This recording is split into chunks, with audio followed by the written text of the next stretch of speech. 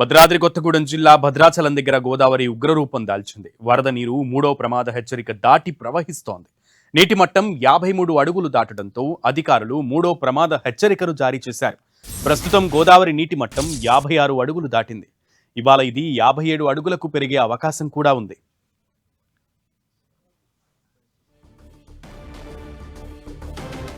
ఎగువ నుంచి గోదావరిలోకి 14,50,000 క్యూసెక్ల వరద నీరు వస్తుండటంతో దుమ్ముగూడెం మండలం పర్ణశాల దగ్గర సీతవాగు ఉధృతంగా ప్రవహిస్తోంది. దీంతో పర్ణశాల పుణ్యక్షేత్రం జలదిగ్బంధమైంది. పర్ణశాలలోని సీతమ్మ వారి నారా చీరల ప్రాంతం, శ్రీరాముని సింహాసనం నీట మునిగాయి. సీతమ్మ విగ్రహం, చెక్క బ్రిడ్జి పూర్తిగా వరద నీటిలో చిక్కుకున్నాయి. దుకాణాలు మునిగిపోయాయి. దీంతో గోదావరి తీర ప్రాంత ప్రజలకు అధికారులు హెచ్చరికలు జారీ చేశారు. సురక్షిత ప్రాంతాలకు వెళ్లాలని సూచించారు.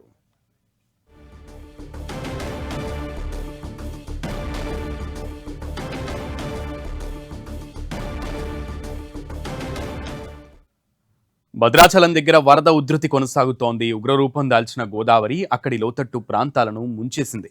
భద్రాచలం నుంచి ఏపీ, ఛత్తీస్గఢ్, మహారాష్ట్ర, ఒడిశా వెళ్లే ప్రధాన రహదారిని గోదావరి ముంచేసింది. దీంతో రహదారిపై కిలోమీటర్ మేర వాహనాలు నిలిచిపోయాయి. వరద నీరు గ్రామంలోకి రాకుండా రహదారిపై మట్టి పోసి మరీ తాత్కాలిక ఆయకట్టును నిర్మించారు. వరద ఉధృతి తగ్గిన తర్వాతనే వాహనాలను అనుమతిస్తామని అధికారులు చెబుతున్నారు. భద్రాచలం దగ్గర గోదావరి ఉగ్రరూపం రహదారులను ముంచేసిన వరద ఉధృతి నేపథ్యంలో అటు ప్రజలందరూ కూడా అప్రమత్తమయ్యారు.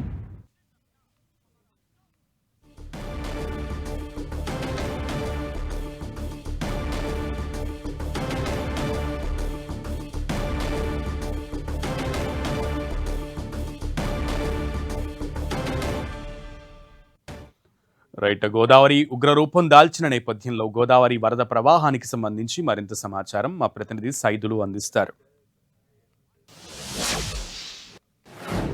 భద్రాచలం వద్ద గోదావరి వరద ఉధృతి క్రమక్రమంగా పెరుగుతుండడంతో ప్రధానంగా భద్రాచల కేంద్రం నుంచి ఛత్తీస్గఢ్, తెలంగాణ, ఆంధ్రప్రదేశ్కు వెళ్లాల్సినటువంటి ప్రధాన రహదారి మనం చూడవచ్చు మొత్తం జల దిగ్బంధనంలో కూరుకుపోయింది.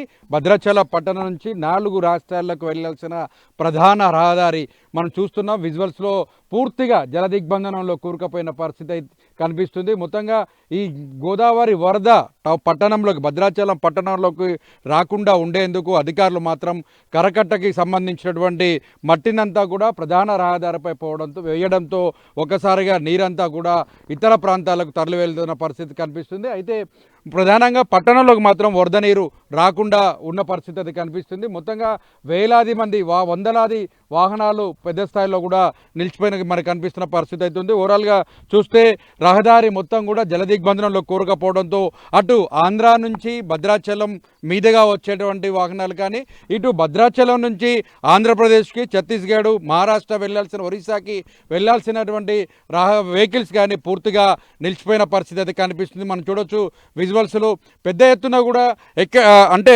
పట్టణంలో జల దిగ్బంధనంలో కూరకపోకుండా లోతట్టు ప్రాంతాలని ఎప్పటికప్పుడు అలర్ట్ చేస్తున్న పరిస్థితి అయితే కనిపిస్తుంది.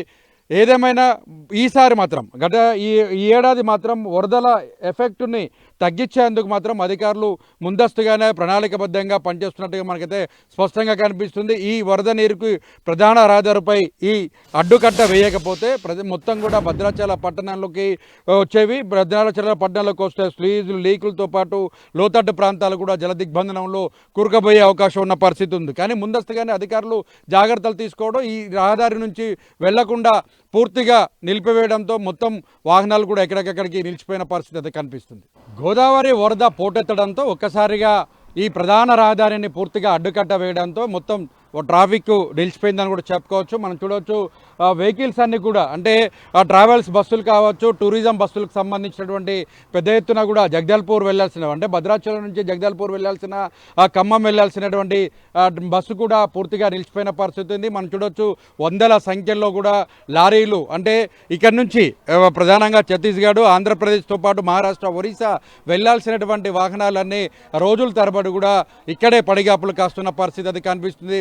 మనం చూస్తున్నాం విజువల్స్లో ట్రాన్స్పోర్ట్, అంటే పెద్ద ఎత్తున కూడా లారీలు సంబంధించి కంపెనీలకు సంబంధించిన పూర్తిగా కాకినాడ పోర్టుకు వెళ్లాల్సినవి కూడా ఈ ప్రాంతాల నుంచే వెళ్లాల్సిన పరిస్థితి ఉంది. అయితే దీనికి సంబంధించి కూడా 2 రోజులుగా కురుస్తున్న భారీ వర్షాలు, భద్రాచలంలో గోదావరి వరద పెద్ద ఎత్తున వస్తున్న నేపథ్యంలో పూర్తి స్థాయిలో కూడా జల దిగ్బంధనంలో రోడ్లు కూరుకపోవడంతో ఆ వాహనాలను కూడా నిలిపివేసిన పరిస్థితి ఉంది.